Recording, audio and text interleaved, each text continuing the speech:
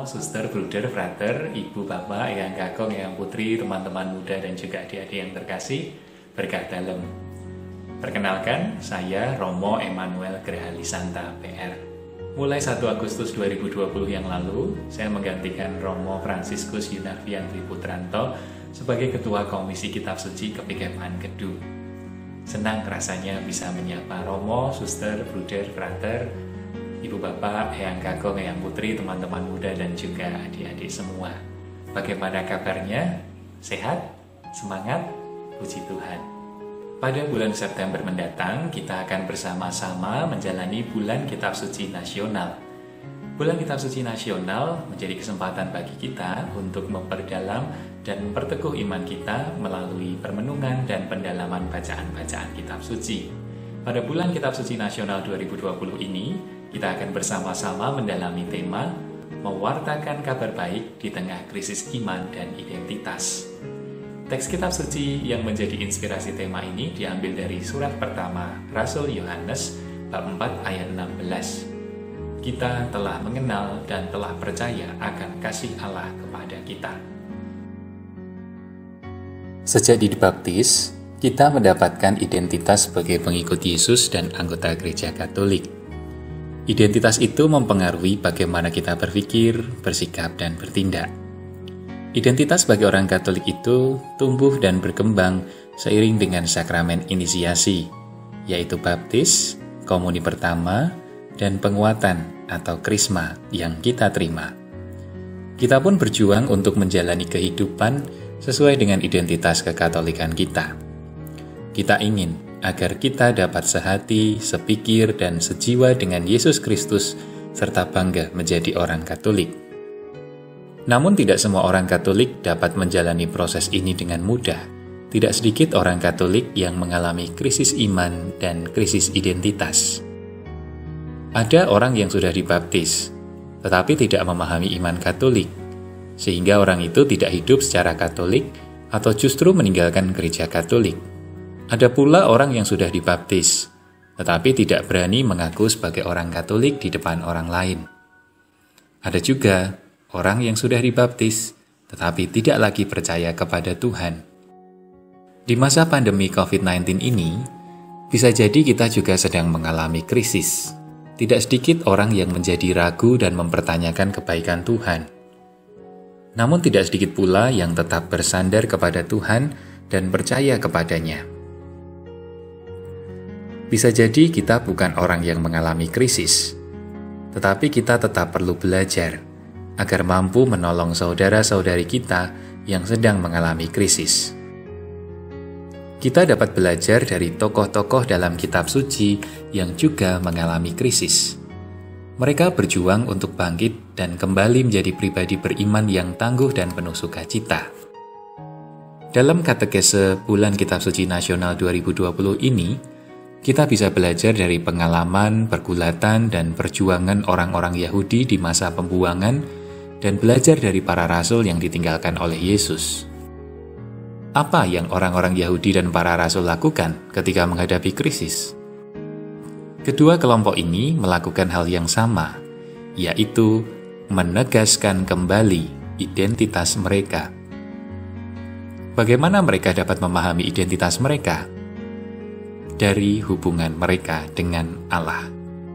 Orang-orang Yahudi melihat kembali siapa sesungguhnya Allah yang mereka percaya dan melihat siapa mereka di hadapan Allah. Para rasul melihat kembali siapa sesungguhnya Yesus yang mereka ikuti dan melihat siapa mereka di hadapan Yesus. Saya akan menguraikan sedikit pengalaman, pergulatan, dan perjuangan kedua kelompok ini. Yang pertama, orang-orang Yahudi di masa pembuangan. Setelah Raja Salomo meninggal, kerajaan Israel terpecah menjadi 2. 10 suku di wilayah utara memisahkan diri dari keluarga Raja Daud dan mendirikan kerajaan baru yang namanya masih sama, yaitu Kerajaan Israel. Sedangkan keluarga Daud di wilayah selatan, yang mayoritas merupakan suku Yehuda, mendirikan Kerajaan Yehuda. Pada tahun 722 sebelum Masehi, kerajaan Israel di utara ditaklukkan oleh kerajaan Asyur dan sebagian besar penduduknya dibawa ke pembuangan. Sejumlah orang ditempatkan di bekas wilayah kerajaan ini dan hidup berdampingan dengan sisa-sisa penduduk kerajaan Israel. Hingga muncullah kelompok Samaria, yaitu orang-orang yang merupakan keturunan campuran antara Israel dan bangsa lain di wilayah utara. Pada tahun 587 sebelum Masehi, kota Yerusalem di wilayah selatan dikuasai oleh kerajaan Babel. Bait Allah dan istana Raja Yehuda juga ikut dihancurkan. Para penduduk di wilayah selatan dibawa ke pembuangan Babel. Hal ini menandai kehancuran kerajaan Yehuda. Inilah krisis iman dan krisis identitas yang dialami oleh orang-orang Yahudi. Namun pada masa pembuangan di Babel, orang-orang Yahudi justru sampai pada keyakinan tentang siapa sesungguhnya Allah. Ditulisnya beberapa teks penting dalam Taurat dan munculnya sejumlah nabi yang mewartakan pengharapan, menandai tumbuhnya kesadaran baru akan siapa Allah dan siapa orang-orang Yahudi. Pemahaman akan Allah membuat mereka sadar akan identitas mereka. Cara-cara beribadah yang baru pun diciptakan demi menjaga identitas mereka di tengah tekanan dan pengaruh bangsa-bangsa lain. Mereka percaya bahwa Allah akan memenuhi janjinya kepada Daud, yaitu janji bahwa tahta Daud akan lestari selama-lamanya. Setelah Babel dikalahkan Persia pada tahun 538 sebelum Masehi dan selanjutnya, beberapa orang Yehuda diperkenankan oleh Raja Kores dari kerajaan Persia untuk kembali ke wilayah selatan dan membangun kembali kota Yerusalem. Mereka pun diberi kebebasan beragama dan berbudaya, sekalipun masih tunduk pada kerajaan Persia. Kelompok yang kedua adalah para rasul yang ditinggalkan oleh Yesus. Ketika dijajah oleh kerajaan Romawi, orang-orang Yahudi memiliki pengharapan yang besar akan datangnya Mesias yang terurapi, yang akan membebaskan mereka dari penjajahan.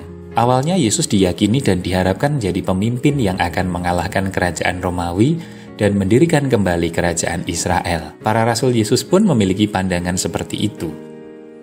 Ketika Yesus ditangkap, disalibkan dan wafat, terjadilah krisis iman dan krisis identitas dalam diri para rasul. Kematian Yesus menghancurkan pengharapan mereka. Namun Yesus menunjukkan kemuliaannya. Kebangkitannya dari kematian memberi pemahaman baru tentang identitas Yesus sebagai Mesias yang sejati. Yesus memang Raja, keturunan Daud, Mesias. Tetapi kerajaannya bukan dari dunia ini, melainkan kerajaan surga. Yesus membebaskan manusia bukan sekedar dari penjajahan Romawi, tetapi dari kekuasaan dosa. Semua orang berdosa, dan hukuman dari dosa adalah kematian. Yesus membebaskan manusia dari dosa dengan menanggung hukuman yang seharusnya ditanggung oleh manusia. Berkat Yesus, manusia diterima dalam kerajaan surga dan tinggal bersama Allah dalam kemuliaan dan kebahagiaan kekal. Dalam kedua pengalaman tersebut, kita melihat ada 3 hal yang menjadi perjuangan pribadi beriman dalam menghadapi krisis iman dan krisis identitas. Yang pertama, identitas pengenalan akan Allah. Orang beriman berjuang untuk mengenal dan meyakini siapa itu Allah bagi hidupnya. Allah adalah kasih. Kesadaran ini merupakan kabar baik yang perlu disadari oleh orang yang menghadapi krisis iman dan identitas. Yang kedua, identitas sebagai orang beriman. Di hadapan Allah, kita dapat menemukan dan mengenal identitas kita. Dengan melihat kebenaran tentang Allah, kita dapat melihat relasi kita dengan Allah dan menjadi tahu bagaimana kita harus bersikap. Yang ketiga, cara hidup menurut identitas. Identitas kita akan menentukan cara hidup kita. Kesadaran akan identitas akan menuntun kita menjalani hidup dengan benar. Untuk membantu mendalami identitas Allah yang juga menjadi sumber identitas kita akan merenungkan 4 perikop selama 4 minggu ke depan, yaitu dari surat pertama Rasul Yohanes, bab 4 ayat 7 sampai dengan 21, yang mengungkapkan bahwa Allah adalah kasih. Ia mengasihi manusia dan menyatakan kasih-Nya melalui Yesus Kristus. Perikop yang kedua, dari Injil Matius bab 25 ayat 31 sampai dengan 46 yang mengungkapkan bahwa Yesus adalah anak manusia yang berkuasa atas kerajaan surga. Yang ketiga adalah Injil Lukas bab 5 ayat 1 sampai dengan 11 yang mengungkapkan bahwa di hadapan Allah kita adalah orang berdosa tetapi diberi kepercayaan olehnya. Perikop yang keempat diambil dari Kisah Para Rasul bab 2 ayat 37 sampai dengan 47 yang mengungkapkan bahwa berkat pembaptisan kita masuk ke dalam gereja, ke dalam persekutuan orang yang beriman kepada Yesus, dan kita harus bertindak sesuai dengan semangat pengikut Kristus. Untuk membantu permenungan, Bapak, Ibu, Eyang Kakung, Eyang Putri, teman-teman muda dan adik-adik dapat pula membaca dan mendalami gagasan pendukung PKSN 2020. Dikarenakan isinya yang cukup panjang, gagasan pendukung ini dapat diunduh sendiri dengan QR Code Reader melalui barcode berikut atau yang ada di buku panduan PKSN 2020 yang telah diterima. Romo, suster, bruder, frater, ibu bapak, eyang kakung, eyang putri, teman-teman muda dan juga adik-adik yang terkasih, dikarenakan terkendala pandemi COVID-19, saya mengajak kita semua untuk menggunakan buku panduan Bulan Kitab Suci Nasional 2020 sebagai panduan renungan pribadi maupun bersama keluarga.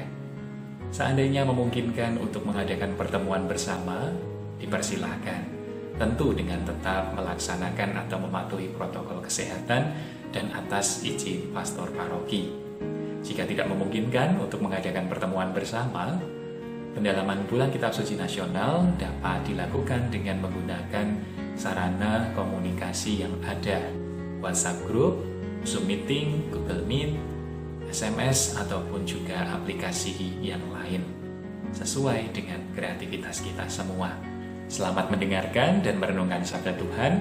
Semoga bahan-bahan yang telah disediakan dapat membantu kita semua untuk mendengarkan sabda Tuhan dan memahami kehendak-Nya dengan lebih baik. Semoga kita juga semakin menyadari, mensyukuri, dan bangga akan identitas kita sebagai murid-murid Yesus. Kita mewujudkan umat Katolik yang transformatif. Berkah dalam